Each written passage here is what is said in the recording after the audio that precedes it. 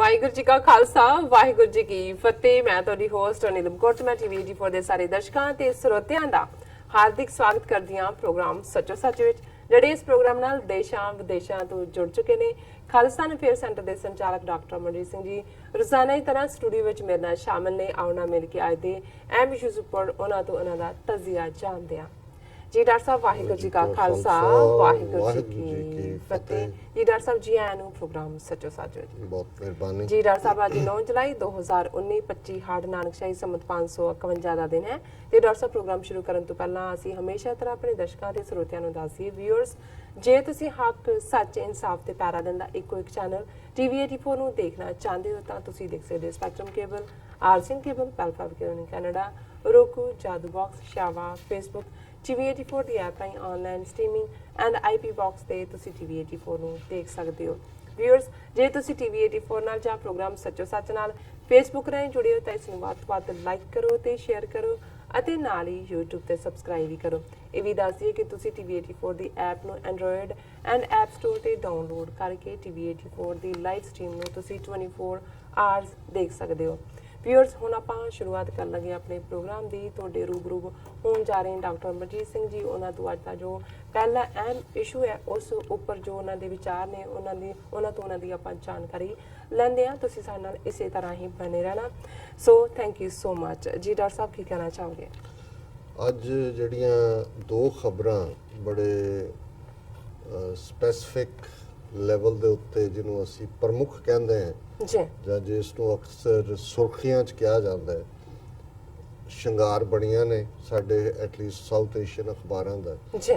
ਦੋਨਾਂ ਨੂੰ ਦੇਖਦੇ ਹਾਂ, ਦੋਨਾਂ ਖਬਰਾਂ 'ਚੋਂ ਜਿਹੜਾ ਤੁਹਾਡਾ ਪਹਿਲਾ ਨੇਟਿਵ ਰਿਐਕਸ਼ਨ ਹੁੰਦਾ ਹੈ ਆਪਣੀ ਧਰਤੀ ਦਾ, ਪਹਿਲੀ ਖਬਰ ਦੇਖਣ ਤੋਂ ਬਾਅਦ ਮੈਂ ਕਿਹਾ ਦੁਨੀਆ ਮੰਨਦੀ ਜ਼ੋਰਾਂ ਨੂੰ ਕੋਈ ਪੁੱਛੇ ਨਾ ਕਮਜ਼ੋਰਾਂ ਨੂੰ। ਔਰ ਜ਼ਾਹਰ ਹੈ ਕਿ ਜ਼ੋਰ ਦੀ ਤਾਕਤ ਕਿ ਕਿਵੇਂ ਉਹੀ 9/11 ਤੋਂ ਬਾਅਦ ਜਿਸ ਅਫਗਾਨਿਸਤਾਨ ਨੂੰ ਅਮਰੀਕਾ ਨੇ ਪਾਰਕਿੰਗ ਲਾਟ ਬਣਾਉਣ ਦੇ ਲਈ ਜਿੰਨਾ ਉਹਦਾ ਫੌਜੀ ਮਾਈਟ ਸੀ ਉਸ ਪੀਰੀਅਡ ਦੇ, ਜੇ ਬੰਬਾਂ ਦੇ ਨਾਂ ਯਾਦ ਕਰੀਏ ਤਾਂ ਫਿਰ ਇੱਥੋਂ ਦੀਆਂ ਬੀਬੀਆਂ ਦੇ ਨਾਂ ਕੋਈ ਰੋਜ਼ੀ ਕਟਰ, ਕੋਈ ਡੇਜ਼ੀ ਕਟਰ, ਇਹ ਇਹਨਾਂ ਦੇ ਬੰਬਾਂ ਦੇ ਨਾਂ। ਫਿਰ ਮਦਰ ਆਫ ਆਲ ਬੰਬਸ ਇਹ ਵੀ ਹੋਇਆ ਜੀ, ਫਲਾਣੀ ਥਾਂ ਇਸਤੇਮਾਲ ਹੋਇਆ।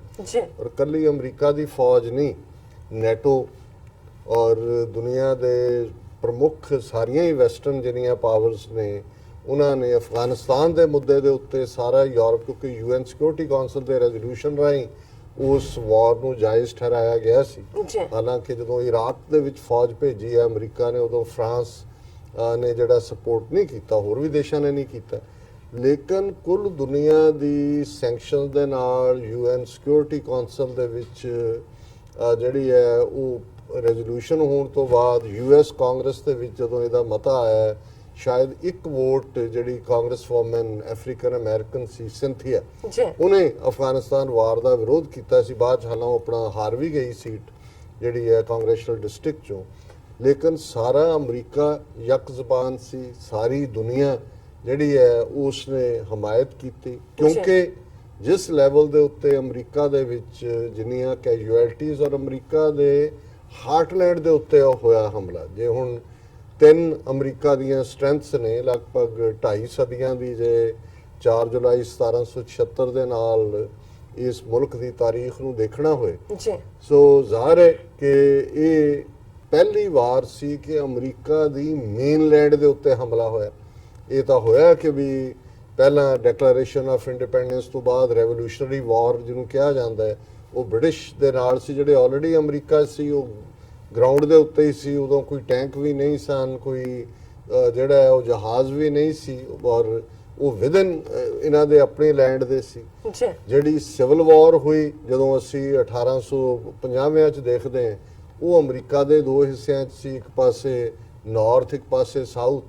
ਸਲੇਵਰੀ ਦਾ ਇਸ਼ੂ ਭਾਵੇਂ ਸੈਂਟਰਲ ਇਸ਼ੂ ਸੀ, ਪਰ ਹੋਰ ਵੀ ਰੀਜ਼ਨ ਸੀ ਕਿ ਉਸ ਨੂੰ ਵਾਰ ਜਿਹੜੀ ਹੈ ਫੈਡਰਲਿਜ਼ਮ ਵਰਸਸ ਜਿਹੜੀ ਹੈ ਇੰਡੀਪੈਂਡੈਂਟ ਸੋਵਰਨ ਐਂਟੀਟੀਜ਼, ਉਸ ਦਾ ਨਾਮ ਵੀ ਦਿੰਦੇ ਨੇ। ਜੀ ਸੋ ਉਹ ਵੀ ਵਿਦਨ ਅਮਰੀਕਾ ਸੀ। ਇਹ ਪਹਿਲੀ ਵਾਰ ਹੋਇਆ ਕਿ ਜਿਹੜੇ ਤਿੰਨ symbol over a period of time ਪਿਛਲੇ 200 ਸਾਲ ਚ ਤਾਕਤ ਬਣ ਕੇ ਉੱਭਰੇ। ਸਭ ਤੋਂ ਜ਼ਿਆਦਾ ਅਮਰੀਕਾ ਚ, ਕਿਉਂਕਿ ਇਹਨਾਂ ਦਾ ਸਿਸਟਮ ਕੈਪੀਟਲ ਸਿਸਟਮ ਹੈ, ਅਸੀਂ ਕੈਪੀਟਲਿਜ਼ਮ ਕਹਿੰਦੇ ਹਾਂ, ਪੂੰਜੀਵਾਦ, ਸਰਮਾਏਦਾਰੀ। ਜੀ ਸੋ ਉਹ ਵਪਾਰ ਹੈ, ਕਮਰਸ਼ੀਅਲ ਹੈ, ਔਰ ਇਹੀ ਕਾਰਨ ਹੈ ਕਿ ਦੁਨੀਆ ਦੀ ਇਕਨੋਮੀ ਚੋਂ ਜੇ ਅਮਰੀਕਾ ਦੀ ਇਕਨੋਮੀ ਕੱਢ ਲਈ ਜਾਏ ਤੇ ਫਿਰ ਸਭ ਕੁਝ ਹੀ ਜਿਹੜਾ ਫਲੈਟ ਡਿੱਗੇਗਾ, ਅੱਧੀ ਦੁਨੀਆ ਭੁੱਖੇ ਮਰਨ ਤੱਕ ਪਹੁੰਚੇਗੀ। ਕਿਉਂਕਿ ਇਹਨਾਂ ਨੇ ਇਸੇ ਤਰ੍ਹਾਂ ਯੂਨਾਈਟਿਡ ਨੇਸ਼ਨਸ ਹੈ, ਜੇ ਯੂਨਾਈਟਿਡ ਨੇਸ਼ਨਸ ਅਮਰੀਕਾ ਹੈ ਜੋ ਦਿੰਦਾ ਹੈ ਕੱਢ ਲਿਆ ਜਾਏ, ਯੂਐਨ ਡਿੱਗ ਪਏਗੀ। ਸੋ ਕੁੱਲ ਮਿਲਾ ਕੇ ਔਰ ਅਮਰੀਕਾ ਦਾ ਜਿਹੜਾ ਪ੍ਰਾਈਡ ਹੈ, ਜਿਸ ਸ਼ਹਿਰ ਚੋਂ ਅਸੀਂ ਇਹ TV 84 ਰਨ ਕਰਦੇ ਹਾਂ, ਨਿਊਯਾਰਕ ਸਿਟੀ, ਜੀ ਵਾਲ ਸਟਰੀਟ, ਔਰ ਵਾਲ ਸਟਰੀਟ ਦਾ ਮਤਲਬ ਹੈ ਕਿ ਕਿਵੇਂ ਸਾਰੀ ਦੁਨੀਆ ਨੂੰ ਉਹ ਰਨ ਕਰਦੇ ਨੇ। ਉੱਥੇ ਕਿਹਦਾ ਅੰਕੜਾ ਉੱਪਰ ਖੜਨਾ ਹੈ, ਕਿਹਦਾ ਥੱਲੇ ਖੜਨਾ ਹੈ, ਕਿਹਦੀ ਇਕਨੋਮੀ ਡੋਬਣੀ ਹੈ, ਕਿਹਦੀ ਚਾੜਨੀ ਹੈ, ਕਿਹਨੂੰ IMF ਦੇ ਲੋਨ ਦੇ ਥੱਲੇ ਦੱਬਣਾ ਹੈ, ਕਿਹਦੀ ਕਿਸ਼ਤ ਵਧਾਣੀ ਹੈ, ਕਿਹਦਾ ਇੰਟਰਸਟ ਵਧਾਣਾ ਹੈ, ਸਭ ਇੱਥੇ ਬੈਠੇ ਨੇ। ਔਰ ਉਹਦੇ ਚ ਵੀ ਫਰਦਰ ਜਿਹੜਾ ਦੁਨੀਆ ਭਰ ਦੇ ਜਿਹੜੇ ਜਿਨ੍ਹਾਂ ਦਾ, ਜੇ ਨਿਊਯਾਰਕ ਨੂੰ ਇਹਨਾਂ ਦਾ ਵਪਾਰੀਆਂ ਦਾ ਵੈਟੀਕਨ ਕਿਹਾ ਜਾਏ ਤਾਂ ਗਲਤ ਨਹੀਂ ਹੈ, ਵਰਲਡ ਟ੍ਰੇਡ ਸੈਂਟਰ ਔਰ ਵਰਲਡ ਟ੍ਰੇਡ ਸੈਂਟਰ ਦੀਆਂ ਦੋ ਖੂਬਸੂਰਤ ਅਸਮਾਨ ਨੂੰ ਛੂਹਦੀਆਂ ਇਮਾਰਤਾਂ। ਲੇਕਿਨ 9/11 ਨੇ ਜੋ ਕੁਝ ਅਮਰੀਕਾ ਦੇ ਵਿੱਚ ਕੀਤਾ, ਉਹ ਉਹਨੇ ਹਿਸਟਰੀ ਨੂੰ ਹੀ ਦੋ ਹਿੱਸਿਆਂ 'ਚ ਵੰਡ ਦਿੱਤਾ ਹੈ। ਇੱਕ ਜ਼ਮਾਨਾ ਸੀ ਹਿਸਟਰੀ ਡਿਸਕਸ ਕਰਦੇ ਆ ਹੁੰਦਾ ਸੀ ਬਿਫੋਰ ਕ੍ਰਾਈਸਟ, ਈਸਾ ਕਵਲ, ਔਰ ਆਫਟਰ ਕ੍ਰਾਈਸਟ, ਜਿਹਨੂੰ AD Anno Domini in the year of our Lord. ਪਰ ਹੁਣ ਤੁਸੀਂ ਦੇਖੋਗੇ ਕਿ 9/11 ਇੱਕ ਦਿਨ ਨੇ ਦੁਨੀਆ ਦੀ ਹਿਸਟਰੀ ਵੀ ਬਦਲੀ, ਉਸ ਦੀ ਪੋਲਿਟਿਕਸ, ਉਸ ਦੀ ਇਕਨੋਮੀ, ਸੋਸ਼ਲ ਸਟਰਕਚਰ, ਔਰ ਐਨਮੀ ਵੀ ਬਦਲ ਗਿਆ। ਕਮਿਊਨਿਜ਼ਮ ਚੋਂ ਨਿਕਲ ਕੇ ਇਸਲਾਮ ਨੂੰ ਐਨਮੀ ਬਣਾ ਦਿੱਤਾ। ਸੋ ਉਹਦੇ 'ਚ ਜਿਹੜਾ ਸਭ ਤੋਂ ਮਾਰੂ ਅਟੈਕ ਜਿਹੜਾ ਦਹਿਸ਼ਤਗਰਦੀ ਦਾ ਹੋਇਆ, ਉਹ ਸੀ ਵਰਲਡ ਟ੍ਰੇਡ ਸੈਂਟਰ ਦੇ ਉੱਤੇ। ਦੋਨੋਂ ਹੀ ਉਸ ਦੇ ਜਿਹੜੀਆਂ ਅਸਮਾਨ ਨੂੰ ਛੂਹਦੀਆਂ ਇਮਾਰਤਾਂ ਨੇ, ਔਰ ਕਿਸ ਅੰਦਾਜ਼ ਦੇ ਵਿੱਚ ਜਹਾਜ਼ਾਂ ਦਾ ਵਜਣਾ। ਸੋ ਇਹ ਜਿਹੜਾ ਹਮਲਾ ਸੀ ਅਮਰੀਕਾ ਦੇ ਟ੍ਰੇਡ ਪ੍ਰਾਈਡ ਦੇ ਉੱਤੇ ਸੀ, ਜਾਂ ਟ੍ਰੇਡ ਸਿੰਬਲ ਦੇ ਉੱਤੇ ਸੀ। ਹੁਣ ਅਮਰੀਕਾ ਨੇ ਵੀਅਤਨਾਮ 'ਚ ਫੌਜ ਭੇਜੀ, ਕੋਰੀਆ 'ਚ ਭੇਜੀ, ਹੁਣ ਅਫਗਾਨਿਸਤਾਨ 'ਚ ਵੀ ਭੇਜੀ। ਦੁਨੀਆ 'ਚ ਜਿੱਥੇ ਹੈ ਉਹਨਾਂ ਨੇ ਬੂਟਸ ਔਨ ਦਾ ਗਰਾਊਂਡ ਲਿਆਂਦੇ। ਤੇ ਉਹ ਜਿਹੜਾ ਅਮਰੀਕਾ ਦਾ ਮਾਈਟ ਹੈ, ਉਹ ਪੈਂਟਾਗਨ, ਬਿਲਕੁਲ ਉਹਦੀ ਖਾਸ ਇਮਾਰਤ ਕੱਲਾ ਉਹ ਨਹੀਂ। ਜੋ ਤੁਸੀਂ ਪੈਂਟਾਗਨ ਦੇਖੋ ਤਾਂ ਲੱਗਦਾ ਕਿ ਕੋਈ ਬਾਹਰੋਂ ਦੇਖੋਗੇ ਕਿ ਵੀ ਕੋਈ ਮੱਝਾਂ ਬੰਨਣ ਦੇ ਲਈ ਰੱਖਿਆ ਹੋਇਆ, ਲੇਕਿਨ ਕਿੰਨੀਆਂ ਤਹਿ ਇਹਦੀਆਂ ਜ਼ਮੀਨ 'ਚ ਨੇ, ਅੰਡਰਗਰਾਉਂਡ ਨੇ, ਕਿਵੇਂ ਉਹਨਾਂ ਦਾ ਸਾਰਾ ਹੀ ਮਿਸਲ ਸਿਸਟਮ, ਨਿਊਕਲੀਅਰ ਸਿਸਟਮ ਦੀ ਕਮਾਂਡ।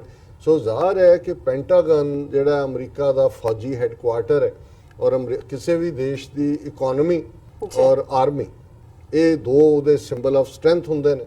ਸੋ ਜ਼ਾਹਰ ਹੈ ਕਿ ਦੂਸਰਾ ਜਿਹੜਾ ਜਹਾਜ਼ ਉਹ ਉਹਦੇ ਤੇ ਪੈਂਟਾਗਨ ਦੇ ਉੱਤੇ ਵੱਜਦਾ ਹੈ, ਔਰ ਉਹ ਪੈਂਟਾਗਨ ਵਰਜੀਨੀਆ 'ਚ, ਭਾਵੇਂ ਉਹਨੂੰ DC ਕਿਹਾ ਜਾਂਦਾ ਹੈ। 170 ਦੇ ਕਰੀਬ ਬੰਦੇ ਉਹਦੇ 'ਚ ਮਾਰੇ ਜਾਂਦੇ ਨੇ। ਵਰਲਡ ਟ੍ਰੇਡ ਸੈਂਟਰ 'ਚ 3000 ਦੇ ਕਰੀਬ ਕੈਜੂਅਲਟੀਜ਼ ਹੁੰਦੀਆਂ, ਜਿਹਦੇ 'ਚ ਦੁਨੀਆ ਭਰ ਦੇ ਦੇਸ਼ਾਂ ਦੇ ਸ਼ਹਿਰੀ ਸੀ, ਕਿਉਂਕਿ ਉੱਥੇ ਆਫਿਸ ਬਣਾਏ ਹੋਏ ਨੇ। ਤੀਸਰਾ ਜਿਹੜੇ ਇਹਨਾਂ ਦੇ ਸੋਰਸ ਨੇ, ਉਹਨਾਂ ਦੇ ਕਹਿਣ ਮੁਤਾਬਕ ਭਾਵੇਂ ਉਹ ਅਟੈਕ ਕਾਮਯਾਬ ਨਹੀਂ ਹੋਇਆ, ਜਹਾਜ਼ ਸੁੱਟ ਲਿਆ ਗਿਆ ਥੱਲੇ, ਪਰ ਉਹ ਇਹਨਾਂ ਦਾ ਕਹਿਣਾ ਹੈ ਕਿ ਦੈਟ ਵਾਜ਼ ਉਹ ਜਾਂ ਤਾਂ ਕੈਪੀਟਲ ਹਿਲ ਜਾਂ ਵਾਈਟ ਹਾਊਸ। ਕੈਪੀਟਲ ਹਿਲ ਅਮਰੀਕਾ ਦੀ ਡੈਮੋਕ੍ਰੇਸੀ ਦਾ ਪ੍ਰਾਈਡ ਹੈ। ਸੋ ਜ਼ਾਹਰ ਹੈ ਕਿ ਦੋ ਤਿੰਨ ਗੱਲਾਂ ਜਿਹੜੀਆਂ ਇਹਦੇ 'ਚ ਬੜੀਆਂ ਸਪਸ਼ਟ ਸੀ ਕਿ ਜਿਹੜੇ ਵੀ ਬਾਅਦ ਦੇ ਵਿੱਚ 19 ਦੇ ਕਰੀਬ ਜਿਹੜੇ ਜਿਨ੍ਹਾਂ ਨੇ ਆਪਣੇ ਆਪ ਨੂੰ ਵੀ ਖਤਮ ਕੀਤਾ ਜਾਂ ਉਹ ਸਾਰੇ ਨੂੰ, ਉਹਨਾਂ 'ਚੋਂ ਕਿਸੇ ਦਾ ਵੀ ਸਬੰਧ ਜਿਹੜਾ ਹੈ ਉਹ ਨਾ ਪਾਕਿਸਤਾਨ ਨਾਲ ਸੀ, ਨਾ ਅਫਗਾਨਿਸਤਾਨ ਨਾਲ ਸੀ। ਉਹਨਾਂ 'ਚੋਂ ਬਹੁਤੇ ਸਾਊਦੀ ਔਰ ਸਾਊਦੀ ਅਰੇਬੀਆ ਜਾਂ ਇਜਿਪਟ ਦੇ ਸੀ। ਬਿਲਕੁਲ। ਫਿਰ ਇਸੇ ਤਰ੍ਹਾਂ ਅਸੀਂ ਦੇਖਦੇ ਹਾਂ ਕਿ ਅਫਗਾਨਾਂ ਦਾ ਕੁੱਲ ਮਿਲਾ ਕੇ ਅਮਰੀਕਾ ਦੇ ਖਿਲਾਫ ਕੋਈ ਇੰਟਰਸਟ ਵੀ ਨਹੀਂ ਸੀ। ਰਾਦਰ ਅਫਗਾਨਾਂ ਨੇ ਤਾਂ ਅਮਰੀਕਾ ਦੀ ਲੜਾਈ ਲੜੀ ਹੋਈ ਹੈ। ਜਦੋਂ ਅਸੀਂ ਸੋਵੀਅਤ ਯੂਨੀਅਨ ਦਾ ਹਮਲਾ ਦੇਖਦੇ ਹਾਂ 1979 ਦੇ ਵਿੱਚ, ਤੇ ਅਗਲੇ 10 ਸਾਲ 1 ਮਿਲੀਅਨ ਅਫਗਾਨ ਮਰਿਆ, 2 ਮਿਲੀਅਨ ਜ਼ਖਮੀ ਹੋਏ, 4 ਤੋਂ 5 ਮਿਲੀਅਨ ਰਿਫਿਊਜੀ ਔਰ ਪਨਾਹਗੀਰ ਬਣ ਕੇ ਪਾਕਿਸਤਾਨ 'ਚ ਆ ਕੇ ਬੈਠੇ। ਔਰ ਉਹ ਪ੍ਰੋਕਸੀ ਵਾਰ ਪਾਕਿਸਤਾਨ ਨੇ ਵੀ ਹੈਵੀ ਪ੍ਰਾਈਸ ਪੇ ਕੀਤਾ। ਪਰ ਜ਼ਾਹਰ ਹੈ ਫਰੰਟ ਲਾਈਨ ਤੇ ਜਿਹੜੇ ਲੜਨ ਵਾਲੇ ਔਰ ਉਹਦੇ ਸਫਰਰ, ਕਿਉਂਕਿ ਅਫਗਾਨਿਸਤਾਨ ਮੇਨਲੈਂਡ 'ਚ ਲੜੀ ਗਈ, ਪਾਕਿਸਤਾਨ ਤਾਂ ਉਹਦਾ ਬੇਸ ਸੀ ਬਿਹਾਈਂਡ। ਜੀ ਸੋ ਜ਼ਾਹਰ ਹੈ ਕਿ ਅਮਰੀਕਾ ਦੇ ਨਾਲ ਕੋਈ ਅਫਗਾਨਿਸਤਾਨ ਦੀ ਨਹੀਂ ਰਹੀ ਹੌਸਟੈਲਿਟੀ। ਹਾਲਾਂਕਿ ਈਰਾਨ ਦੇ ਮਾਮਲੇ 'ਚ ਅਸੀਂ ਦੇਖਦੇ ਹਾਂ ਉੱਥੇ ਇੱਕ ਡਿਫਰੈਂਟ ਇਸ਼ੂ ਹੈ। ਸ਼ਾਹ ਆਫ ਈਰਾਨ ਜਿਹੜੀ ਉਹਨਾਂ ਦੀ ਇੰਸਟੀਟਿਊਸ਼ਨ ਰਜ਼ਾ ਪਹਿਲਵੀ ਔਰ ਉਹਦਾ ਪਿਓ ਤੇ ਉਹਦਾ ਪਿਓ, ਇਹ ਵੈਸਟਰਨ ਪਾਵਰਸ ਨੇ ਜਦੋਂ ਖਾਸ ਤੌਰ ਤੇ ਤੇਲ ਲੱਭਿਆ ਉਸ ਤੋਂ ਬਾਅਦ ਡਾਇਨੈਸਟੀ ਬਣਾਈ ਔਰ ਉੱਥੇ ਖਮੀਨੀ ਦਾ ਆਣਾ 1979 ਚ ਜ਼ਾਹਰ ਹੈ ਇਹਨਾਂ ਦਾ ਇੰਟਰਸਟ। ਪਰ ਅਫਗਾਨਿਸਤਾਨ ਤਾਂ ਜਿਹੜਾ ਉਸ ਨਾਲ ਕੋਈ ਅਮਰੀਕਾ ਦਾ ਕੋਈ ਅਦਰਵਾਈਜ਼ ਵਿਰੋਧ ਵਾਲੀ ਲਾਈਨ ਨਹੀਂ ਜੀ ਇਸ ਲਈ ਕਿ ਇਹ ਨਾ ਅਮਰੀਕਾ ਦੀ ਵਾਰ ਸੀ। ਹਾਂ ਅਫਗਾਨਾਂ ਨੇ ਜਿਹੜੀ ਉਹਨਾਂ ਦੀ ਆਪਣੀ ਰਵਾਇਤੀ ਜਾਂ ਟ੍ਰੈਡੀਸ਼ਨਲ ਜਿਹੜੀ ਉਹਨਾਂ ਦੀ ਉਹਨੂੰ ਹਸਪਿਟੈਲਿਟੀ ਕਹਿ ਲਓ, ਉਹਨਾਂ ਦਾ ਇੱਕ ਟਰਾਈਬਲ ਕਲਚਰ ਕਹਿ ਲਓ ਕਿ ਭਾਈ ਜਿਹਨੇ ਆ ਕੇ ਉਹਨਾਂ ਦੇ ਕੋਲ ਸ਼ੈਲਟਰ ਲਈ ਹੈ ਜਾਂ ਉਹਨਾਂ ਦਾ ਮਹਿਮਾਨ ਬਣ ਕੇ ਆਇਆ ਬਾਅਦ ਚੋਂ ਕੀ ਬਣ ਗਿਆ ਕੀ ਨਹੀਂ, ਉਹਨਾਂ ਨੇ ਕਦੇ ਵੀ ਜਿਹੜਾ ਹੈ ਉਹ ਕਿਸੇ ਦੇ ਹਵਾਲੇ ਨਹੀਂ ਕੀਤਾ। ਬਿਲਕੁਲ। ਸੋ ਜ਼ਾਹਰ ਹੈ ਕਿ ਉਸ ਸਾਰੀ ਸਿਚੁਏਸ਼ਨ ਨੂੰ 9/11 ਤੋਂ ਬਾਅਦ ਟੈਕਟਫੁਲੀ ਵੀ ਹੈਂਡਲ ਕੀਤਾ ਜਾ ਸਕਦਾ ਸੀ, ਕੋਈ ਹੋਰ ਵੀ। ਪਰ ਅਸੀਂ ਸਮਝਦੇ ਹਾਂ ਵੀ ਪਹਿਲੀ ਗੱਲ ਅਸੀਂ ਸਪਸ਼ਟ ਕਰਨਾ ਚਾਹੁੰਦੇ ਹਾਂ ਕਿ ਅਸੀਂ ਕਿਤੇ ਵੀ ਜਿਹੜਾ ਇਨੋਸੈਂਟਸ ਦਾ ਲਾਸ ਆਫ ਲਾਈਫ ਹੁੰਦਾ ਉਹ ਅਮਰੀਕਾ ਦੀ ਧਰਤੀ ਤੇ ਹੋਇਆ, ਦੁਨੀਆ ਦੇ ਕਿਸੇ ਖਿੱਤੇ 'ਚ ਹੋਏ, ਉਹ ਕੰਡੈਮਨੇਬਲ ਹੈ ਔਰ ਉਹ ਇਹ ਕੋਈ ਜਵਾਬ ਨਹੀਂ ਹੈ ਔਰ ਨਾ ਹੀ ਇਹਦੀ ਕੋਈ ਜਸਟੀਫਿਕੇਸ਼ਨ ਹੋ ਸਕਦੀ ਹੈ। ਪਰ ਦੂਸਰੇ ਪਾਸੇ ਅਸੀਂ ਦੇਖਦੇ ਹਾਂ ਕਿ ਜਿਵੇਂ ਅਮਰੀਕਨਾਂ ਦੀ ਆਪਣੀ ਐਕਸਪ੍ਰੈਸ਼ਨ ਹੈ ਕਿ two wrongs don't make it right. ਕਿ ਜੇ ਇੱਕ ਨੇ ਗਲਤ ਕੀਤਾ ਹੈ ਤੇ ਤੁਸੀਂ ਕਹੋ ਜੀ ਵੀ ਤੁਸੀਂ ਵੀ ਉਹਨੇ ਵੀ ਤਾਂ ਗਲਤ ਕੀਤਾ ਸੀ, ਤੇ ਜੇ ਦੋਨਾਂ ਨੂੰ ਵੀ ਗਲਤ ਨੇ ਉਹ ਠੀਕ ਨਹੀਂ ਹੋ ਜਾਂਦਾ। ਸੋ ਅਸੀਂ ਸਮਝਦੇ ਹਾਂ ਵੀ ਜੇ ਪਾਕਿਸਤਾਨ ਦਾ ਜਿਹੜਾ ਅਫਗਾਨਿਸਤਾਨ ਦੇ ਨਾਲ ਅਮਰੀਕਾ ਨੇ ਜਾਂ ਉਹ ਸਾਰੀ ਜਿਹੜੀ ਦਹਿਸ਼ਤਗਰਦੀ ਅਲ-ਕਾਇਦਾ ਜਾਂ ਉਸਾਮਾ ਦੇ ਦੁਆਲੇ ਘੁੰਮਦੀ ਸੀ, ਉਹਨੂੰ ਬਜਾਏ ਕਿ ਰੇਜ ਦੇ ਵਿੱਚ all out war against the people, ਕਿਉਂਕਿ ਵਾਰ ਤਾਂ ਫਿਰ ਜਦੋਂ ਬੰਬ ਡਿੱਗਦੇ ਨੇ ਬੰਬ ਦੇ ਉੱਤੇ ਇਹ ਤਾਂ ਨਹੀਂ ਲਿਖਿਆ ਹੋਇਆ ਉਹਨੇ ਕਿਹਨੂੰ ਮਾਰਨਾ, ਤੇ ਜੇ ਤੁਸੀਂ ਟਾਰਗੇਟ ਉਹਨਾਂ ਥਾਵਾਂ ਨੂੰ ਹੀ ਕਰਦੇ ਹੋ ਜਿੱਥੇ ਕਿ ਸਿਵਿਲੀਅਨ ਪੋਪੂਲੇਸ਼ਨਸ ਵੀ ਨੇ, ਦੂਸਰਾ ਵੀ ਹੈ, ਤੇ ਫਿਰ ਕਿੰਨੇ ਬੱਚੇ, ਕਿੰਨੀਆਂ ਬੀਬੀਆਂ, ਕਿੰਨੇ ਬਜ਼ੁਰਗ ਕਿਤੇ ਵੀ ਹੋਣ। ਸੋ ਜ਼ਾਹਰ ਹੈ ਕਿ ਅਮਰੀਕਾ ਨੇ ਫਿਰ ਜਿਹੜਾ ਉਹ ਬੰਬਾਂ ਦਾ ਮੀਂਹ ਵਸਾਇਆ ਔਰ ਇੱਕ ਦਿਨ ਨਹੀਂ 18 ਸਾਲ ਹੋ ਗਏ ਨੇ ਅਮਰੀਕੀ ਫੌਜ ਦੁਨੀਆ ਦੇ ਬਾਕੀ ਮੁਲਕਾਂ ਦੀ ਫੌਜ ਦੇ ਨਾਲ ਉੱਥੇ ਗਰਾਊਂਡਡ ਹੈ ਔਰ ਉਹ ਅਮਰੀਕਾ ਦੀ ਹਿਸਟਰੀ ਦੀ ਇਹ ਸਭ ਤੋਂ ਵੱਡੀ ਜੰਗ ਬਣ ਗਈ। ਇਸ ਤੋਂ ਪਹਿਲਾਂ ਵਿਤਨਾਮ ਦੇ ਵਿੱਚ ਵੀ ਫਿਰ ਨਿਕਲਣ ਦਾ ਰਾਹ ਲੱਭ ਲਿਆ ਔਰ ਜ਼ਾਹਿਰ ਹੈ ਵੀ ਇਹ ਮੈਨੂੰ ਅੱਗੇ ਵੀ ਸ਼ਾਇਦ ਮੈਂ ਮੈਂਸ਼ਨ ਕੀਤਾ ਹੈ ਕਿ ਜਦੋਂ ਅਮਰੀਕੀ ਫੌਜ ਗਈ ਔਰ ਇਹਨਾਂ ਨੇ ਉੱਥੇ ਵਾਰਲॉर्ड्स ਕੁਛ ਨਾਲ ਸਮਝੌਤੇ ਹੋ ਗਏ, ਪੈਸੇ ਲੈ ਲਏ, ਪਿੱਛੇ ਹਟ ਕੇ ਜਿਹੜੇ ਅਸਲੀ ਲੋਕ ਸੀ, ਤੇ ਅਮਰੀਕਾ ਨੂੰ ਲੱਗਾ ਵੀ ਤਾਂ ਕੇਕ ਵਾਕ ਹੈ, ਚਲੋ ਉੱਥੋਂ ਤਾਂ ਉਹਨਾਂ ਨੇ ਜੋ ਕੀਤਾ ਹੀ ਗਰਾਊਂਡ ਦੇ ਉੱਤੇ। ਤਾਂ ਉਸ ਵੇਲੇ ਇੱਕ ਅਫਗਾਨ ਬਜ਼ੁਰਗ ਨੂੰ ਜਿਹੜਾ ਕਿ ਜਿਹਨੂੰ ਕਿ ਕੈਨੇਡੀਅਨ ਲੇਡੀ ਬੀਬੀ ਇੰਟਰਵਿਊ ਕਰ ਰਹੀ ਸੀ, ਉਹਨੇ ਕਿਹਾ ਜੀ ਆ ਗਏ ਤੁਹਾਡੇ, ਕਹਿੰਦੇ ਵੀ ਹਾਂ ਆ ਸਕਦੇ ਨੇ, ਜਾਣਗੇ ਸਾਡੀ ਮਰਜ਼ੀ ਨਾਲ ਕਿ ਕਲੌਕ ਤੁਹਾਡਾ ਟਾਈਮ ਸਾਡਾ। ਸੋ ਮੈਂ ਇਹ ਦੇਖ ਰਿਹਾ ਸੀ ਕਿ ਜਦੋਂ ਇਹ ਖਬਰ ਬਾਰ-ਬਾਰ ਹਾਲਾਂਕਿ ਅੱਗੇ ਵੀ ਅਸੀਂ ਜ਼ਿਕਰ ਕੀਤਾ ਹੈ ਕਿ ਵੀ ਇਹਨਾਂ 18 ਸਾਲਾਂ 'ਚ ਫਿਰ ਟਿਲ ਲਾਣ ਦੇ ਬਾਵਜੂਦ ਅੱਜ ਗਰਾਊਂਡ ਦੀ ਰਿਐਲਿਟੀ ਇਹ ਹੈ ਕਿ 70% ਕੁਝ 80 ਵੀ ਕਹਿੰਦੇ ਨੇ 80% ਦੇ ਕਰੀਬ ਜਿਹੜੀ ਅਫਗਾਨਿਸਤਾਨ ਦੀ ਮੇਨ ਲੈਂਡ ਹੈ ਉਹ ਤਾਲਿਬਾਨ ਲੜਾਕਿਆਂ ਦੇ ਕਬਜ਼ੇ 'ਚ ਹੈ। ਜਿਹੜੇ ਸਰਕਾਰ ਦੇ ਜਿਹੜੀ ਅਮਰੀਕਾ ਨੇ ਉੱਥੇ ਸਰਕਾਰ ਬਣਾਈ ਹੋਈ ਹੈ ਅਸ਼ਰਫ ਗਨੀ ਦੀ, ਉਹਨੂੰ ਵੀ ਪਪਟ ਗਿਣਦੇ ਨੇ, ਅਮਰੀਕਾ ਨੂੰ ਵੀ ਉਹ ਕਹਿੰਦੇ ਨੇ ਕਿ ਭਾਈ ਇੱਥੋਂ ਤੁਸੀਂ ਨਿਕਲੋ। ਔਰ ਜ਼ਾਹਰ ਹੈ ਕਿ ਇਹ ਲੜਾਈ ਅਮਰੀਕਾ ਔਰ ਨੈਟੋ ਔਰ ਇਹ ਸਾਰੇ ਹਾਰ ਚੁੱਕੇ ਨੇ, ਬੜੀ ਬੁਰੀ ਤਰ੍ਹਾਂ ਹਾਰ ਚੁੱਕੇ ਨੇ, ਇਹ ਫੇਸ ਸੇਵਿੰਗ ਲੱਭਦੇ ਨੇ। ਹੁਣ ਤੁਸੀਂ ਜਦੋਂ ਸਾਰੀਆਂ ਚੀਜ਼ਾਂ ਦੀ ਟਾਈਮਿੰਗ ਦੇਖਦੇ ਹੋ ਕਿ 20 ਤਰੀਕ ਨੂੰ ਇਮਰਾਨ ਖਾਨ ਵਾਸ਼ਿੰਗਟਨ ਆ ਰਹੇ ਨੇ, 21 ਨੂੰ ਉਹਨਾਂ ਨੇ ਕਮਿਊਨਿਟੀ ਦੀਆਂ ਕੋਈ ਇਵੈਂਟਸ ਨੂੰ ਜਿਹੜਾ ਉਹ ਉਹਨਾਂ 'ਚ ਪਾਰਟਿਸਿਪੇਟ ਕਰਨਾ, 22 ਨੂੰ ਟਰੰਪ ਦੇ ਨਾਲ ਮੁਲਾਕਾਤ ਹੈ ਔਰ ਇਹ ਅਸੀਂ ਆਲਰੇਡੀ ਜ਼ਿਕਰ ਕੀਤਾ ਕਿ ਕਿਵੇਂ ਈਵਨ ਅਫਗਾਨ ਜਿਹੜਾ ਪਾਕਿਸਤਾਨ ਅਮਰੀਕਾ ਰਿਲੇਸ਼ਨਸ ਦੇ ਵਿੱਚ ਵੀ ਸੀ ਚੇਂਜ ਆਈ ਹੈ। ਹੁਣ ਇਹਦੀ ਦੂਸਰੀ ਜਿਹੜੀ ਖਬਰ ਜਿਹੜਾ ਮੈਂ ਸਮਝਦਾ ਵੀ ਇਸ ਦੇ ਨਾਲ ਹੀ ਉਹਨੂੰ ਜੋੜ ਕੇ ਦੇਖਿਆ ਜਾਣਾ ਚਾਹੀਦਾ ਹੈ, ਅਮਰੀਕਾ ਦਾ ਜਿਹੜਾ ਕਾਫੀ ਇਹ ਵੀ ਅਫਗਾਨ ਓਰੀਜਨ ਦਾ ਹੈ ਜ਼ਾਲਮੇ ਖਾਲਿਦਜ਼ਾਦ, ਇਹ ਹੈ ਤਾਂ ਬੜਾ ਜਿਹਨੂੰ ਸ਼ਰਾਰਤੀ ਵੀ ਹੈ ਸਾਡੇ ਐਸਪੈਕਟ ਤੋਂ, ਕਿਉਂਕਿ ਜਦੋਂ ਤੁਹਾਡੇ ਕੋਈ ਆਪਣੀ ਨਸਲ ਜਾਂ ਆਪਣੀ ਓਰੀਜਨ ਦਾ ਬੰਦਾ ਕਿਸੇ ਹੋਰ ਦੇ ਲਈ ਕੰਮ ਕਰਦਾ ਹੈ, ਸੋ ਜ਼ਾਹਰ ਹੈ ਕਿ ਕਈ ਵਾਰ ਉਹ ਦੂਜਿਆਂ ਨੇ ਵੀ ਪਰਖ ਕੇ ਕੱਢਿਆ ਹੁੰਦਾ ਵੀ ਕਿੱਥੇ ਹੈ, ਪਰ ਜ਼ਾਹਰ ਹੈ ਜਿਹਦੇ ਲਈ ਤੁਸੀਂ ਜਿਹਦਾ ਅੰਨ ਖਾਂਦੇ ਹੋ ਉਹਦੇ ਗੁਣ ਗਾਉਂਦੇ ਹੋ ਜੀ। ਲੇਕਿਨ ਪਹਿਲਾਂ ਖਾਲਿਦਜ਼ਾਦ ਦੀ ਲਾਈਨ ਜਿਹਨੂੰ ਕਿ ਇਹਨਾਂ ਦਾ ਪੁਆਇੰਟਡ ਮਾਰਕਮੈਨ ਹੈ ਡਿਪਲੋਮੇਸੀ ਦਾ ਅਫਗਾਨ ਹੋਣ ਕਰਕੇ ਵੀ, ਔਰ ਪੁਰਾਣਾ ਜਿਹਨੂੰ ਕਹਿੰਦੇ ਨੇ ਟੈਸਟਡ ਹੈਂਡ ਹੈ। ਜੀ। ਸੋ ਸ਼ੁਰੂ ਚ ਪਾਕਿਸਤਾਨ ਦੇ ਨਾਲ ਵੀ ਘੂਰੀ, ਦੂਜੇ ਵੀ ਜਿਹੜੀ ਪਹਿਲੀ ਸਾਰੀ ਨੀਤੀ ਵੀ ਸੀ ਟਰੰਪ ਦੀ ਈਵਲ ਔਰ ਫਲਾਣਾ ਢਿਮਕਾ, ਉਹਦੇ ਚ ਵੀ ਉਹ ਫਰੰਟਮੈਨ ਸੀ। ਪਰ ਹੁਣ ਜਦੋਂ ਕਿ ਇਹ ਵਿਜ਼ਿਟ ਆਲਮੋਸਟ ਜਿਹਨੂੰ ਕਹਿੰਦੇ ਨੇ on the Eve of visit, ਅਸੀਂ ਦੇਖ ਰਹੇ ਹਾਂ ਕਿ ਖਾਲਿਦਜ਼ਾਦ ਜਿਹੜਾ ਉਹ ਉਸ ਸਮਝੌਤੇ ਨੂੰ ਜਿਹੜਾ ਕਿ ਪਾਕਿਸਤਾਨ ਦੀ ਮਦਦ ਦੇ ਨਾਲ ਤਾਲਿਬਾਨ ਦੇ ਨਾਲ ਗੱਲਬਾਤ ਦੇ ਕਿੰਨੇ ਦੌਰ ਚੱਲ ਚੁੱਕੇ ਸੀ, ਔਰ ਇਸ ਵੇਲੇ ਜਿਹੜਾ ਫਾਈਨਲ ਰਾਊਂਡ ਜਿਹਨੂੰ ਕਿਹਾ ਜਾ ਰਿਹਾ 7th ਰਾਊਂਡ, ਉਹ ਇਸ ਦੀ ਜਿਹੜੀ ਹੈ ਉਹ ਖਾਤਮਾ ਹੋਇਆ 7th ਰਾਊਂਡ ਦਾ। ਔਰ ਇਸ ਚੋਂ ਜਿਹੜੀ ਖਬਰ ਅੱਜ ਪ੍ਰਮੁੱਖ ਤੌਰ ਦੇ ਉੱਤੇ ਰਾਇਟਰ ਜਿਹੜੀ ਵਰਲਡ ਕਲਾਸ ਨਿਊਜ਼ ਏਜੰਸੀ ਹੈ ਉਹਨਾਂ ਦੀ ਹੈ ਕਿ US Taliban talks and after rival Afghans agree on road map for peace. ਜੀ। ਹੁਣ ਤਾਲਿਬਾਨ ਦਾ ਇੱਕ ਪਾਰਟ ਸੀ, ਉਹਨਾਂ ਨੇ ਪਾਕਿਸਤਾਨ ਦੀ ਹਕੂਮਤ ਨੂੰ ਵੀ ਜ਼ਾਹਰ ਹੈ ਉਹਨਾਂ ਨੇ ਫੈਸਿਲਿਟੇਟ ਕੀਤੀ ਗੱਲਬਾਤ, ਔਰ ਗੁਰਬਦੀਨ ਹਕਮਤਯਾਰ ਵੀ ਜਿਹੜਾ ਹੈ ਉਸਨੇ ਮੁਲਾਕਾਤ ਕੀਤੀ ਇਮਰਾਨ ਖਾਨ ਨਾਲ। ਲੇਕਿਨ ਇੱਕ ਗੱਲ ਇਹਨਾਂ ਦਾ ਕਹਿਣਾ ਸੀ ਤਾਲਿਬਾਨ ਦਾ ਵੀ ਆ ਜਿਹੜੀ ਤੁਹਾਡੀ ਪ੍ਰੋਕਸੀ ਗਵਰਨਮੈਂਟ ਤੁਸੀਂ ਖੜੀ ਕੀਤੀ ਹੋਈ ਹੈ ਇਹਨੂੰ ਅਸੀਂ ਨੁਮਾਇੰਦਾ ਨਹੀਂ ਮੰਨਦੇ ਲੋਕਾਂ ਦਾ, ਇਹਦੇ ਨਾਲ ਕੋਈ ਗੱਲ ਨਹੀਂ। ਸੋ ਹਰ ਚੀਜ਼ ਦਾ ਮਿਡਲ ਰਸਤਾ ਲੱਭ ਪੈਂਦਾ ਹੈ। ਔਰ ਇਹ ਜਿਹੜੀ ਗੱਲਬਾਤ 2 ਦਿਨ ਦੀ ਕੰਪਲੀਟ ਹੋਈ ਹੈ ਜਿਸ ਦੇ ਵਿੱਚ 60 ਡੈਲੀਗੇਟ ਜਿਹੜੇ ਨੇ ਅਫਗਾਨ ਲੋਕਾਂ ਦੇ, ਜ਼ਾਹਰ ਹੈ ਇਹ ਕਹਿ ਕੇ ਕਿ ਜੀ ਇਹ ਸਰਕਾਰ ਦੀ ਨੁਮਾਇੰਦਗੀ ਕਰਦੇ ਨੇ, ਉਹ ਲੇਬਲ ਹੀ ਬਦਲਨੇ, ਉਹਨਾਂ ਦੇ ਨਾਲ ਉਹਨਾਂ ਨੇ ਗੱਲਬਾਤ ਕੀਤੀ।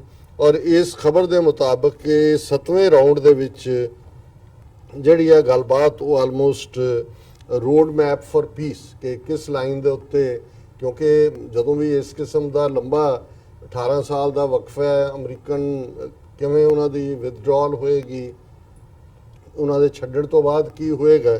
ਸੋ ਜਿਹੜਾ ਮੁੱਖ ਤੌਰ ਦੇ ਉੱਤੇ ਉਹਨਾਂ ਨੇ ਰੋਡ ਮੈਪ ਬਣਾਇਆ ਉਹਦੇ ਚ ਉਹਨਾਂ ਨੇ ਕਿਹਾ ਕਿ ਵੀ ਇਹ ਜਿਹਦੀ ਕਿ ਅਨਾਉਂਸਮੈਂਟ ਬਹੁਤ ਜਲਦੀ ਹੋਏਗੀ। ਸੋ ਜ਼ਾਹਰ ਹੈ ਕਿ ਇਹ ਇਮਰਾਨ ਖਾਨ ਹੋਰਾਂ ਦੀ ਵਿਜ਼ਿਟ ਦੇ ਨੇੜੇ ਤੇੜੇ ਵੀ ਹੋ ਸਕਦੀ ਹੈ, ਉਸ ਤੋਂ ਬਾਅਦ ਵੀ ਹੋ ਸਕਦੀ ਹੈ।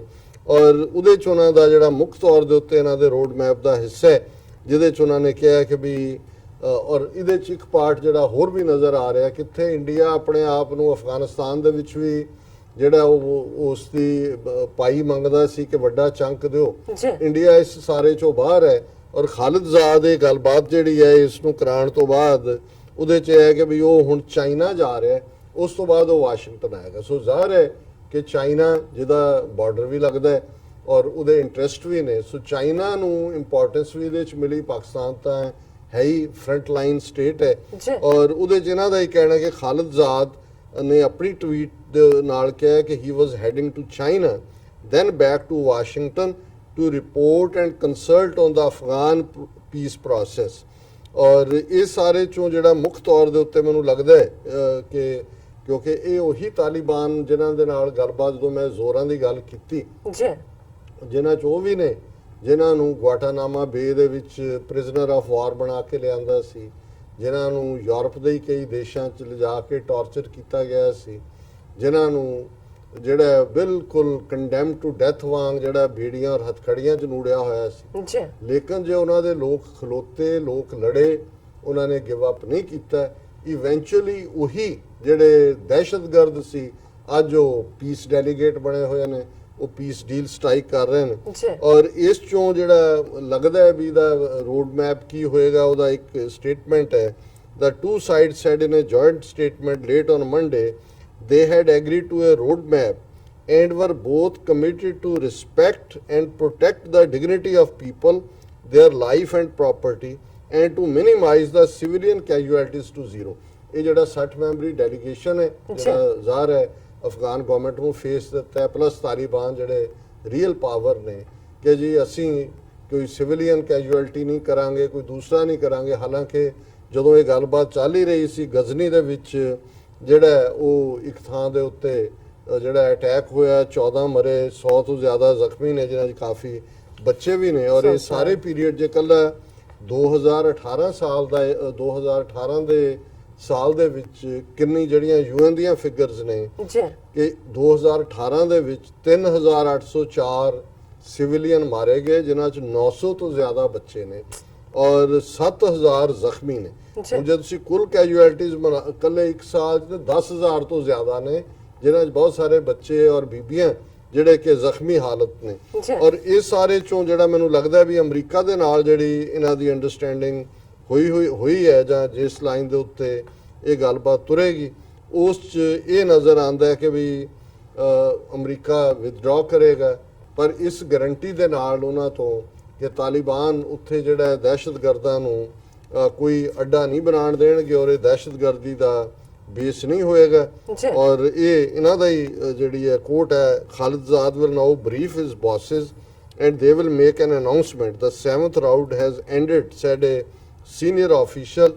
The United States and Taliban are getting closer to a deal that is expected to be centered on a US promise to withdraw troops in exchange for a Taliban promise not to let Afghanistan be used as a base for terrorism. ਸੋ ਜ਼ਾਹਰ ਹੈ ਇਹ ਦੋਨਾਂ ਦੇ ਲਈ ਉਹ ਇਵੇਂ present ਕਰਨਾ ਚਾਹੁੰਦੇ ਨੇ ਕਿ ਵੀ ਇਹ ਵਿਨ ਵਿਨ ਸਿਚੁਏਸ਼ਨ ਹੈ, ਪਰ ਮੈਨੂੰ ਇਹ ਲੱਗਦਾ ਹੈ ਵੀ ਅਲਟੀਮੇਟਲੀ ਤਾਲਿਬਾਨ ਔਰ ਪਾਕਿਸਤਾਨ ਜਿਸ ਨੇ ਇਹ ਸਾਰਿਆਂ ਨੂੰ ਫੈਸਿਲਿਟੇਟ ਕੀਤਾ ਔਰ ਚਾਈਨਾ ਦਾ ਵਿੱਚ ਮੈਂਸ਼ਨ ਹੋਣਾ ਇਹ ਦੱਸਦਾ ਹੈ ਕਿ ਚਾਈਨਾ ਪਾਕਿਸਤਾਨ ਇਹਨਾਂ ਨੇ ਸਾਰੀ ਨੈਗੋਸ਼ੀਏਸ਼ਨ ਪ੍ਰੋਸੈਸ ਅਲਟੀਮੇਟਲੀ ਜਿਹੜੀ ਹੈ ਪਾਵਰ ਤਾਲਿਬਾਨ ਦੇ ਕੋਲ ਹੀ ਹੋਏਗੀ ਔਰ ਇੰਡੀਆ ਟੋਟਲੀ ਆਊਟ ਹੈ। ਔਰ ਇੰਡੀਆ ਕੱਲਾ ਆਊਟ ਨਹੀਂ, ਜੇ ਹੁਣ ਇਹਦੀ ਦੂਜੀ ਟਾਈਮਿੰਗ ਦੇਖੀਏ ਕਿ ਟਰੰਪ ਜਿਹੜਾ ਵੈਸੇ ਤਾਂ ਅਸੀਂ ਉਹਨੂੰ ਲਾਈਟਰ ਵੇਂਜ ਕਹਿੰਦੇ ਆ ਵੀ ਸੁੱਤਿਆਂ ਉੱਠ ਕੇ ਲਿਖਦਾ, ਪਰ ਉਹ ਕਈ ਮਾਮਲਿਆਂ 'ਚ ਜਦੋਂ ਕੋਈ ਗੱਲਬਾਤ ਹੋਣੀ ਹੁੰਦੀ ਹੈ ਜਾਂ ਹੋ ਰਹੀ ਹੁੰਦੀ ਹੈ ਉਹ ਆਪਣੀ ਲਿਖਤ ਨੂੰ ਐਜ਼ ਏ ਪ੍ਰੈਸ਼ਰ ਟੈਕਟਿਕ ਵੀ ਇਸਤੇਮਾਲ ਕਰਦਾ ਹੈ। ਔਰ ਅੱਜ ਟਰੰਪ ਸਾਹਿਬ ਨੇ ਇੱਕ ਨਵਾਂ ਟਵੀਟ ਕੀਤਾ ਹੈ, ਪਰ ਇਸ ਟਵੀਟ ਦਾ ਜ਼ਿਕਰ ਕਰਨ ਤੋਂ ਪਹਿਲੇ ਮੈਂ ਉਹਦੀ ਟਾਈਮਿੰਗ ਦੱਸ ਦਿਆਂ ਕਿ ਇਸ ਹਫਤੇ ਦੇ ਵਿੱਚ ਹੀ ਐਂਡ 'ਚ ਅਮਰੀਕਾ ਦੇ ਕਾਮਰਸ ਸੈਕਟਰੀ ਨੇ ਵਿਲਬਰ ਰੌਸ ਔਰ ਉਹਨਾਂ ਦੇ એનર્ਜੀ ਸੈਕਟਰੀ ਨੇ ਰਿਕ ਪੈਰੀ, ਉਹਨਾਂ ਨੇ ਇੱਕ ਇੰਡੀਆ ਸੈਂਟਰਿਕ ਜਿਹੜੀ ਹੈ ਕਾਨਫਰੰਸ ਜਿਹੜੀ ਹੈ ਉਹ ਰੱਖੀ ਹੋਈ ਹੈ ਵਾਸ਼ਿੰਗਟਨ ਦੇ ਵਿੱਚ। ਹੁਣ એનર્ਜੀ ਸੈਕਟਰੀ ਔਰ ਕਾਮਰਸ ਸੈਕਟਰੀ ਕਿਉਂਕਿ ਆਲਰੇਡੀ ਜਿਹੜੇ ਮਾਈਕ ਪੋਂਪੀਓ ਫੋਰਨ ਮਿਨਿਸਟਰ ਅਮਰੀਕਾ ਦੇ ਸੈਕਟਰੀ ਆਫ ਸਟੇਟ ਉਹ 2 ਰੋਜ਼ਾ ਦੌਰੇ ਤੇ ਭਾਰਤ ਗਏ, ਉੱਥੋਂ ਕੁਝ ਨਹੀਂ ਨਿਕਲਿਆ। ਫਿਰ ਇਹ ਜਿਹੜਾ ਗਿਆ ਦੌੜਦਾ ਮੋਦੀ ਓਸਾਕਾ G20 ਚ ਟਰੰਪ ਨੂੰ ਮਿਲਣਾ ਅੱਧਾ ਘੰਟਾ ਚ 5 ਮਿੰਟ ਬਾਅਦ ਉਹਨੇ ਕਿਹਾ ਮੋਡੀ ਨਾਓ ਯੂ ਕੈਨ ਲੀਵ, ਜਾ ਦਫਾਓ। ਸੋ ਜ਼ਾਹਰ ਹੈ ਨਾਲ ਹੀ ਉਹਨੇ ਕਿਹਾ ਕਿ ਜੀ ਇਹ ਮਸਟ ਜਿਹੜਾ ਤੁਸੀਂ ਟੈਰਿਫਸ ਲਾਈਆਂ ਨੇ ਸਾਡੇ ਪ੍ਰੋਡਕਟਸ ਦੇ ਉੱਤੇ ਇਹ ਖਤਮ ਹੋਣੀਆਂ ਚਾਹੀਦੀਆਂ, ਤੁਸੀਂ ਬਹੁਤ ਮੌਜਾਂ ਕਰ ਲਈਆਂ ਪਹਿਲਾਂ, ਹੁਣ ਨਹੀਂ। ਔਰ ਇਧਰ ਜਿਹੜਾ ਹੁਣ ਇਹਨਾਂ ਦੀ ਐਨ ਜਿਹੜੀ ਕਿ ਇੰਡੀਆ ਸੈਂਟਰਿਕ ਕਾਨਫਰੰਸ ਹੈ ਮੀਟਿੰਗ ਤੋਂ ਪਹਿਲਾਂ ਜਿਹੜੀ ਅੱਜ ਦੀ ਖਬਰ ਹੈ ਇਹਨਾਂ ਦੇ ਆਪਣੇ ਮੀਡੀਆ ਦੀ PTI ਦੀ ਖਬਰ ਹੈ, Trump slams India on tariffs says no longer acceptable. ਮਾਰੇ ਚਪੇੜ ਫਿਰ ਮਾਰੀ ਉਹਨੇ ਚਪੇੜ। ਅੱਜ ਇੱਕ ਪਾਸੇ ਉਧਰ ਗੱਲਬਾਤ ਮੁੱਕ ਰਹੀ ਹੈ, ਉਹ ਚਾਈਨਾ ਜਾ ਰਿਹਾ ਹੈ ਖਾਲਿਦਜ਼ਾਦ ਬਰੀਫ ਕਰਨ ਦੇ ਲਈ, ਪਾਕਿਸਤਾਨ ਦੇ ਇਮਰਾਨ ਖਾਨ ਅਮਰੀਕਾ ਆ ਰਹੇ ਨੇ ਔਰ ਇਹਨਾਂ ਨੇ ਕਿਹਾ president Donald Trump on Tuesday said India has long had a field day imposing tariffs on American products which is no longer acceptable to the US। ਕਿ ਬਹੁਤ ਮੌਜਾਂ ਕਰ ਲਈਆਂ, ਬਹੁਤ ਉੱਲੂ ਬਣਾ ਲਿਆ ਤੁਸੀਂ, ਹੁਣ ਇਹ ਸਾਨੂੰ ਮਨਜ਼ੂਰ ਨਹੀਂ ਹੈ। Trump's terse comment came days after his meeting with Prime Minister Modi on sidelines of G20 summit in Osaka on June 28th। ਫਿਰ ਉਹਨੇ ਕਿਹਾ ਜਿਹੜਾ ਐਗਜ਼ੈਕਟ ਉਹਦੇ ਵਰਡ ਨੇ, India has long had a field day putting tariffs on American products no longer acceptable। ਸੋ ਇਹ ਖਬਰ ਦੇਖਦੇ ਆ ਮੇਰੇ ਮਨ ਦੇ ਵਿੱਚ ਇਹ ਆਇਆ ਕਿ ਜਿਹੜੇ ਕੱਲ ਦੇ ਦੋਸਤ ਹੁੰਦੇ ਨੇ ਕਹਿਣ ਨੂੰ ਉਹ ਕਿਵੇਂ ਦੁਸ਼ਮਣ ਬਣਦੇ ਨੇ। ਔਰ ਹੁਣ ਉਹੀ ਇੰਡੀਅਨ ਜਿਹੜੇ ਟਰੰਪ ਦਾ ਜਨਮ ਦਿਨ ਵੀ ਮਨਾਉਂਦੇ ਆ, ਉਹਦੇ ਮੂੰਹ 'ਚ ਕੇਕ ਪਾਉਂਦੇ ਆ, ਉਹ ਵੀ ਇੱਥੇ ਟਰੰਪ ਹਿੰਦੂ ਫੈਡਰੇਸ਼ਨ ਦੇ new jersey function I like Hindu, ਕਿਉਂਕਿ ਆਈ ਲਾਈਕ ਹਿੰਦੂ ਨਹੀਂ, ਹਿੰਦੂ ਦੇ ਚੈੱਕ ਜਿਹੜੇ ਦਿੱਤੇ ਕਿੰਨੇ ਮਿਲੀਅਨ ਦੇ ਉਹ ਜਿਹੜਾ। ਲੇਕਿਨ ਹੁਣ ਗੱਲ ਕਿੱਧਰ ਜਾ ਰਹੀ ਹੈ ਕਿ ਜਿਸ ਪਾਕਿਸਤਾਨ ਨੂੰ epicentre of terrorism, mother of terrorism ਔਰ ਇਹੀ ਟਰੰਪ ਮੋਦੀ ਨੇ ਬਣਾਉਣ ਦਾ ਕੀਤਾ ਹੈ। ਔਰ ਟਰੰਪ ਜਿਹੜਾ ਉਹ ਕਹਿੰਦਾ ਸੀ ਸਾਨੂੰ ਹੁਣ ਤੱਕ ਲੁੱਟਿਆ ਹੀ ਹੈ, ਧੋਖਾ ਦਿੱਤਾ ਹੈ, ਅਸੀਂ ਇੰਨੇ ਬਿਲੀਅਨ ਦਿੱਤੇ। ਹੁਣ ਅਲਟੀਮੇਟਲੀ ਉਸੇ ਹੀ ਪਾਕਿਸਤਾਨ ਦੀ ਮਦਦ ਦੇ ਨਾਲ ਜੇ ਇਹ ਖਬਰ ਠੀਕ ਹੋਏ 7th ਰਾਊਂਡ ਤੋਂ ਬਾਅਦ ਦੀ ਕਾਫੀ ਪੋਸਿਬਿਲਿਟੀ ਹੈ, ਜੇ ਥਰੂ ਨਾ ਹੁੰਦੀ ਤੇ ਇਮਰਾਨ ਖਾਨ ਦੀ ਵਿਜ਼ਿਟ ਪੋਸੀਬਲ ਨਹੀਂ ਸੀ ਹੋਣੀ। ਬਿਲਕੁਲ ਔਰ ਇਸ ਸਾਰੇ ਦਾ ਜੇ ਤੁਸੀਂ ਕੁੱਲ ਮਿਲਾ ਕੇ ਦੇਖੋ ਤੇ ਫਿਰ ਇਸ ਦੇ ਉੱਤੇ ਇਹੀ ਕਹਿਣਾ ਬਣਦਾ ਹੈ ਕਿ ਕਦੋਂ ਕਾਂ ਹੰਸ ਬਣ ਜਾਣ, ਕਦੋਂ ਹੰਸ ਕਾਂ ਬਣ ਜਾਣ, ਇਹ ਵੀ ਨੈਵਰ ਨੋ। ਕੁਝ ਚੀਜ਼ਾਂ ਤਾਂ ਰੱਬ ਦਾ ਕਮਾਲ ਹੈ, ਜੀ ਪਰ ਇਹ ਜੇ ਦੇਖੀਏ ਤੇ ਫਿਰ ਕਿਵੇਂ ਇਨਸਾਨੀ ਇੰਟਰਸਟ, ਲਾਭ ਤੇ ਹਾਨੀ, ਫਾਇਦਾ ਤੇ ਨੁਕਸਾਨ ਜੀ ਇਹਦੇ ਨਾਲ ਜੁੜੇ ਹੁੰਦੇ ਨੇ। ਸੋ ਅੱਜ ਭਾਰਤ ਦੇ ਚਾਣਕਿਆਪੁਰੀ 'ਚ ਬੈਠੇ ਵੱਡੇ ਵੱਡੇ ਬ੍ਰਾਹਮਣ ਜਿਹੜੇ ਉਹਨਾਂ ਦੇ ਨੇ ਉਹ ਸਿਰ ਜੋੜ ਕੇ ਬੈਠੇ ਹੋਣਗੇ ਔਰ ਮੱਥੇ ਤੇ ਹੱਥ ਲਾ ਕੇ ਕਹਿ ਰਹੇ ਹੋਣਗੇ ਕਿ ਐ ਹਨੂਮਾਨ ਜੀ आप ही बताएं कि अब कैसे हम लंका में आग लगाएं। सो ਇਹ ਜੀ ਡਾਕਟਰ ਸਾਹਿਬ ਤੁਹਾਡਾ ਬਹੁਤ ਬਹੁਤ ਸ਼ੁਕਰੀਆ, ਤੁਸੀਂ ਪਹਿਲਾ ਇਸ਼ੂ ਸਾਡੇ ਦਰਸ਼ਕਾਂ ਨਾਲ ਸਾਂਝਾ ਕੀਤਾ ਹੈ। ਔਰ ਇੱਥੇ ਲੈਣੇ ਆ ਬ੍ਰੇਕ ਤੋਂ ਪਹਿਲਾਂ ਅਸੀਂ ਆਪਣੇ ਦਰਸ਼ਕਾਂ ਤੇ ਸਰੋਤਿਆਂ ਨੂੰ ਅਪੀਲ ਤੇ ਬੇਨਤੀ ਕਰਦੀ ਹਾਂ ਵਿਊਅਰਸ, ਜਿਸ ਤਰ੍ਹਾਂ ਕਿ ਤੁਸੀਂ ਜਾਣਦੇ ਹੋ ਕਿ ਟੀਵੀ 84 ਇੱਕ ਪੰਥਕ ਚੈਨਲ ਹੈ। ਟੀਵੀ 84 ਸਿੱਖਾਂ, ਕਸ਼ਮੀਰੀਆਂ ਤੇ ਭਾਰਤੀਆਂ ਨਾਰਥ ਈਸਟ ਸਟੇਟਾਂ ਦੇ ਲੋਕਾਂ ਦੇ ਸਵੈ ਨਿਰਣੇ ਦੇ ਹੱਕਾਂ ਦਾ ਹਾਮੀ ਹੈ। ਅਸੀਂ ਚਾਹਾਂਗੇ ਕਿ ਤੁਸੀਂ ਟੀਵੀ 84 ਦੀ ਚੜ੍ਹਦੀ ਕਲਾ ਲਈ ਵੱਧ ਤੋਂ ਵੱਧ ਡੋਨੇਟ ਕਰੋ। ਡੋਨੇਟ ਕਰਨ ਲਈ ਸਾਡੀ ਵੈਬਸਾਈਟ tv84.tv ਤੇ ਜਾ ਕੇ ਪੇਪਲ ਦੀ ਵਰਤੋਂ ਕਰਕੇ ਵਨ ਟਾਈਮ ਡੋਨੇਟ ਕਰ ਸਕਦੇ ਹੋ, ਮੰਥਲੀ ਡੋਨੇਟ ਵੀ ਕਰ ਸਕਦੇ ਹੋ। ਤੁਸੀਂ ਟੀਵੀ 84 ਦੇ ਨਾਮ ਤੇ ਚੈੱਕ ਬਣਾ ਕੇ ਸਾਨੂੰ ਮੇਲ ਵੀ ਕਰ ਸਕਦੇ ਹੋ ਸਾਡੇ ਇਸ ਪਤੇ ਤੇ 36-01 37th Avenue Long Island City, New York 11101 USA, ਜਾਂ ਫਿਰ ਤੁਸੀਂ ਸਾਨੂੰ ਫੋਨ ਰਾਹੀਂ ਵੀ ਸੰਪਰਕ ਕਰ ਸਕਦੇ ਹੋ। ਸਾਡੇ ਫੋਨ ਨੰਬਰ ਤੇ 5164060694। Thank you so much viewers, ਤੁਸੀਂ ਨਾਲ ਇਸ ਤਰ੍ਹਾਂ ਬਣੇ ਰਹਿਣਾ। ਮਿਲਦੇ ਹਾਂ ਛੋਟੇ ਜਿਹੇ ਬ੍ਰੇਕ ਤੋਂ ਬਾਅਦ।